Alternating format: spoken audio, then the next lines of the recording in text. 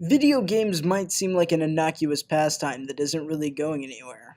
However, video games are one of the biggest entertainment industries and are growing exponentially each year. With video games came competitions. Competitions led to prize pools of hundreds of thousands of dollars, and with that, eSports, the term used for an event of playing video games professionally. And even that's expanding exponentially. As esports expands more and more, how is it coming to Midwestern America? We'll find out on Indiana versus esports. When you think of Indiana, you probably don't think of anything regarding technology or video games. Although right under the surface is a rising esports community bubbling up, slowly but surely. What's esports, you may ask? Well, let's go back in time to the late 90s and early 2000s. Esports had existed in the world far before stable internet connections were widespread, but in reality, it started to take its modern form in this era. With the rise of broadband and stable internet connections across the world, particularly in many Asian and European countries, some games were explosive.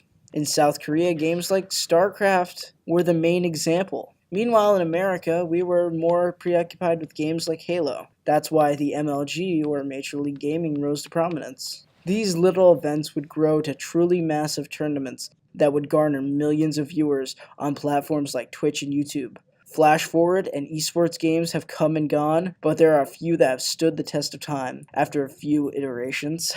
Some esports games played today are the MOBAs Smite, Dota, and League of Legends, Twitch shooters like Call of Duty and Halo, tactical shooters like Rainbow Six Siege and Counter-Strike, fighting games such as Mortal Kombat, Street Fighter, Tekken, and of course Super Smash Bros., and even sports games like Madden, FIFA, 2K sports games, and even the rocket-propelled car racing game Rocket League. However, the most recent genre to be introduced are a subset of the shooter genre, the Battle Royale genre, which includes massive games like PlayerUnknown's Battlegrounds, Fortnite Battle Royale, Call of Duty's Blackout Mode, and the extremely popular and recently released Apex Legends. All these games have something in common. They are a combination of fun to play, enjoyable to watch, easy to get into, but hard to master, and most of them have little if no price tag attached to them, and they are very easy to run on almost any device. Fortnite Battle Royale is the main example I can pull. You can play it on anything, it's free to play,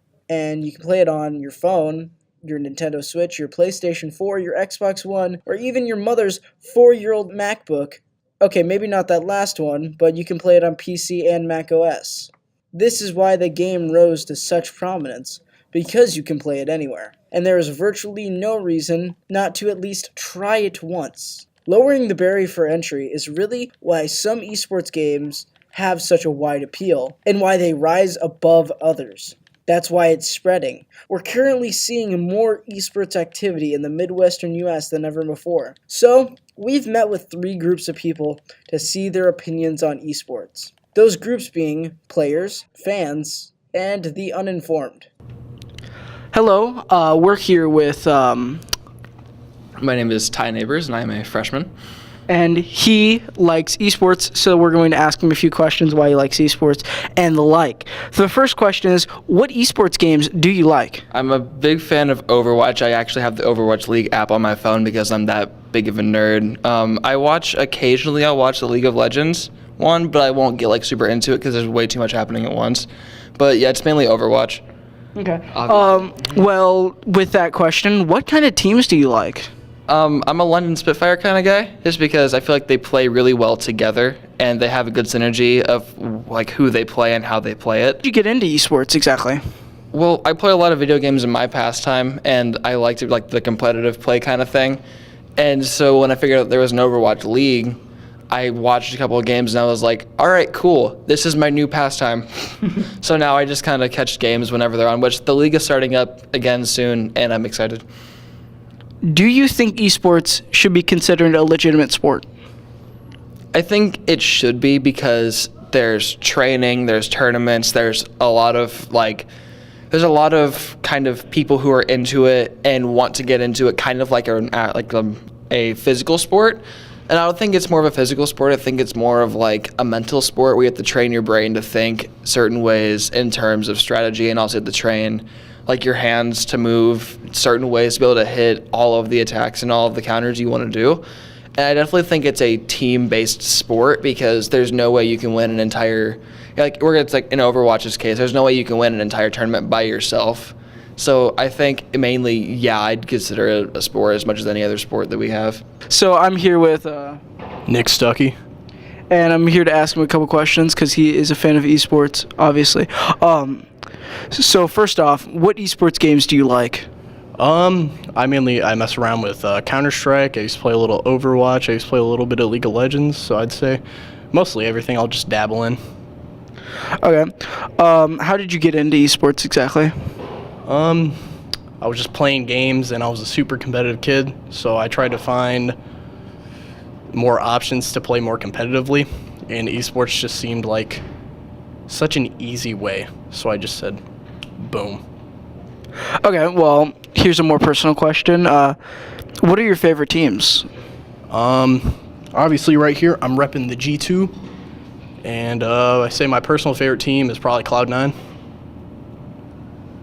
And yeah, that's about it. What is your favorite game to watch? Favorite game to watch? Watch be Counter-Strike Global Offensive. Just the energy that CSGO fans will emit is just amazing, even if you're not there in the stadium watching the game. Okay, here's the last question. This is more of a serious question. Do you think it's a legit sport? Depends how you define a sport. In my mind, it is a sport because people are testing their capable limits of being able to do a certain task, and they are competing. So I would say yes, it is a sport. Okay, so I'm here with... Max Hill. Okay, have you ever heard of esports? I have, yes. Do you know anything about it, like...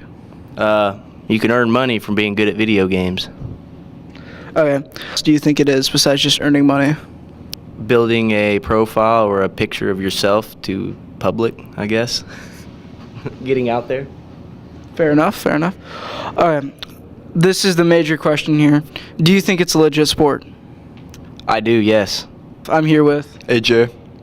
And I wanted to know, have you ever heard of esports? I never have heard of esports ever. Okay, well, since you haven't heard of it, what do you think it is? Something that you can earn money from video games, maybe?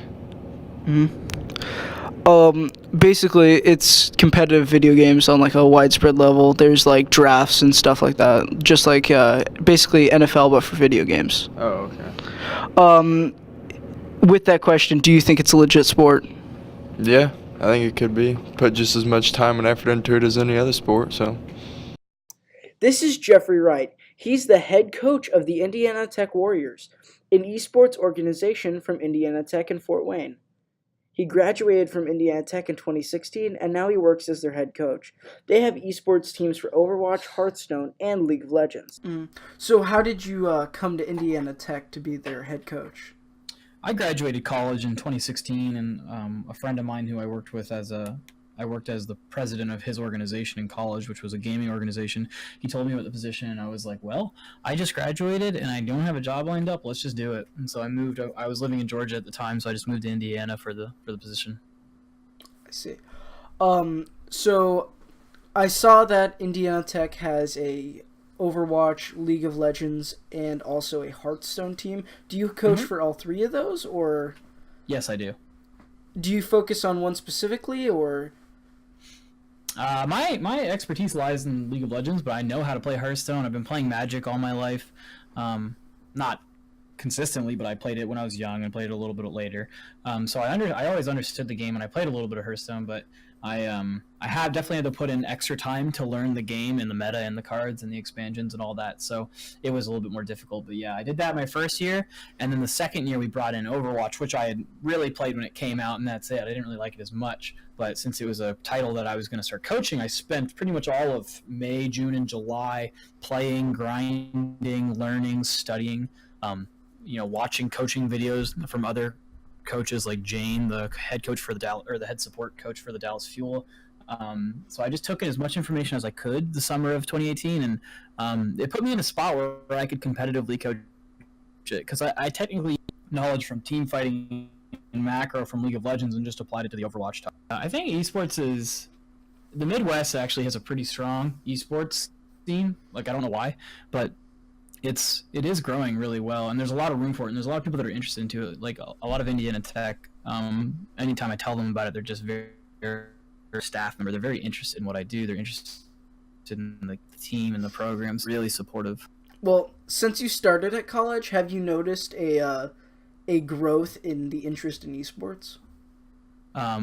Just from like anybody. Just like a general feel, like more people being interested in esports itself. I've noticed a lot more jobs popping up. Like I like to just see who's recruiting and who's hiring, and there's definitely a lot more want and a lot more need for head coaches and analysts and recruiters and directors. So there's definitely a growing scene. So I would say that would be a good metric to say that esports is definitely developing right now and it's booming. As esports grows in Indiana, the Midwest, and the rest of the world, we'll see a growing acceptance and tolerance for it as more and more fans jump on. This has just been a small glimpse into the current state and how it's growing in the Midwest. This has been Indiana versus esports.